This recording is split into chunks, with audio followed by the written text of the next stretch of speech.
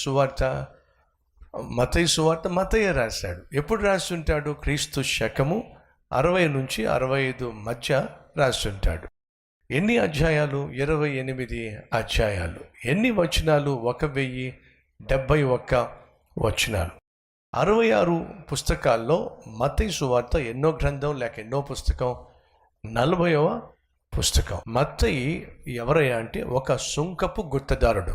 సుంకపు లెక్కలు రాసుకుంటున్న సమయంలో యేసు అతన్ని చూసి నన్ను వెంబడించు అని పిలిచినప్పుడు అతడు తనకున్న వృత్తిని, ఉద్యోగాన్ని విడిచిపెట్టి యేసును వెంబడిస్తున్న సమయంలో తనతో పాటు పెన్ తీసుకొచ్చేసాడట. నువ్వు ఎలా పెన్ తీసుకొచ్చావుగా, దాన్ని కూడా పని పెడతానులే అని చెప్పి మత్తయి సువార్తను దాంతో రాయించినట్టుగా కొంతమంది బైబిల్ పండితులు ఈ విధంగా చెప్తూ ఉంటారు. అద్భుతం కదండి. మత్తయి సువార్తలో మత్తయి యేసుక్రీస్తును యూదారాజుగా అలాగే మెస్సయ్యగా నిరూపించే ప్రయత్నం చేస్తూ, ఇదిగో మీరు పాత నిబంధన గ్రంథాన్ని నమ్ముతున్నారు కదా, ధర్మశాస్త్రాన్ని నమ్ముతున్నారు కదా, ప్రవక్తల ప్రవచనాలను, ప్రవక్తల పుస్తకాలను మీరు నమ్ముతున్నారు కదా, అయితే వినండి, ఆ ప్రవక్తలు ప్రవచించిన ప్రకారమే యేసు జన్మించాడు, ప్రవక్తల ప్రవచనము నెరవేరుస్తూనే యేసు ఉదయించాడు అని పదే పదే నొక్కి వక్కానించాడు. కాబట్టి 130 పాత నిబంధన గ్రంథంలో ఉన్న వచనాలను చూపిస్తూ ఈ వచనాల నెరవేర్పు యేసు యొక్క జన్మ అని తెలియచేసే ప్రయత్నం చేశాడు.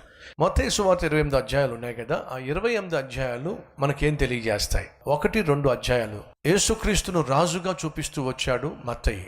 3వ అధ్యాయము రాజు పరిచయం. యోహాను రాజును లోకానికి పరిచయం చేశాడు. లోక పాపములను మోసుకొని పోయే దేవుని గొర్రెపిల్ల అని యేసును పరిచయం చేసింది ఎవరు? యోహాను. అది 3వ అధ్యాయంలో మనం చూస్తాం. అనగా మలాకి చెప్పినట్టుగానే యోహాను యేసయ్యకు ముందుగా మార్గం సరళం చేశాడు, యేసుక్రీస్తును ఈ లోకానికి పరిచయం చేశాడు. అది 3వ అధ్యాయంలో మనం చూస్తాం.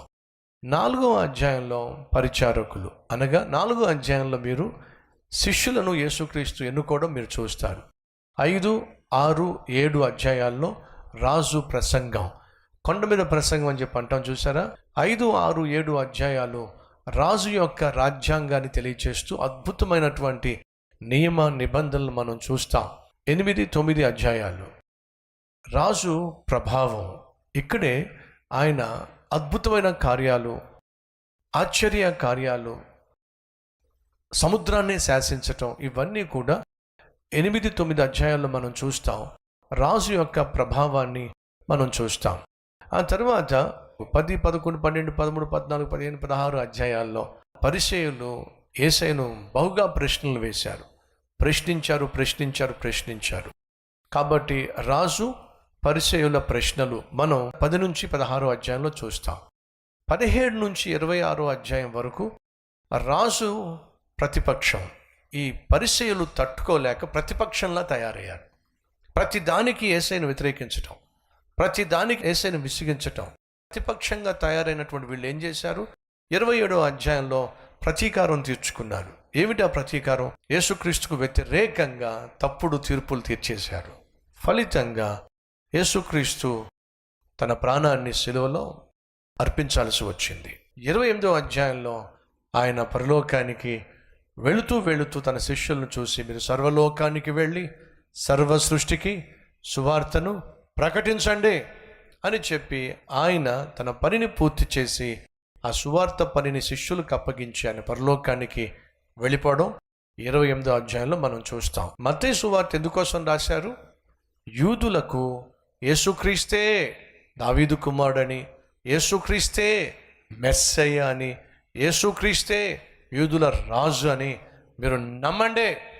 మీరు ఏ యేసునైతే మీరు చంపేశారో ఆ యేసు యూదులకు రాజు, ఆ యేసు మెస్సయ్య అని యూదులకు యేసుక్రీస్తును గూర్చినటువంటి సత్యాన్ని తెలియచేయడానికి యేసును రాజుగా కనపరచడం మనం చూస్తాం. యేసుక్రీస్తును సొంత రక్షకునిగా అంగీకరించి ఆయన శిష్యునిగా, ఆయన సేవకునిగా, సువార్థికునిగా పార్థియా అలాగే ఇథియోపియా అనే ప్రాంతాలకు వెళ్ళి సువార్తను తను ప్రకటించాడు. అలా సువార్త ప్రకటిస్తున్న పుణ్యానికి నడబా అనేటటువంటి పట్టణంలో మత్తయిని దారుణంగా చంపేశారు. హెర్తకస్ అనేటటువంటి రాజు ఇచ్చిన ఆజ్ఞ మేరకు సువార్తను ప్రకటిస్తున్నటువంటి మత్తయిని దారుణంగా బల్లెములతో పొడిచి చంపేశారు.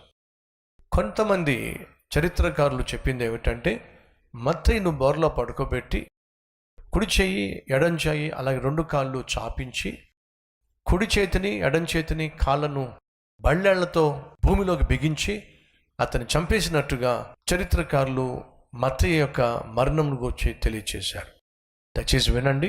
యేసుక్రీస్తు ఏర్పాటు చేసుకున్న 12 మంది శిష్యుల్లో 11 మంది తాము నమ్మినటువంటి సిద్ధాంతాన్ని దాచిపెట్టక ధైర్యంగా ప్రకటన చేశారు. యేసుక్రీస్తును గూర్చినటువంటి సువార్తను ప్రకటించారు. ఫలితంగా 12 మంది శిష్యుల్లో 11 మంది చంపబడ్డారు.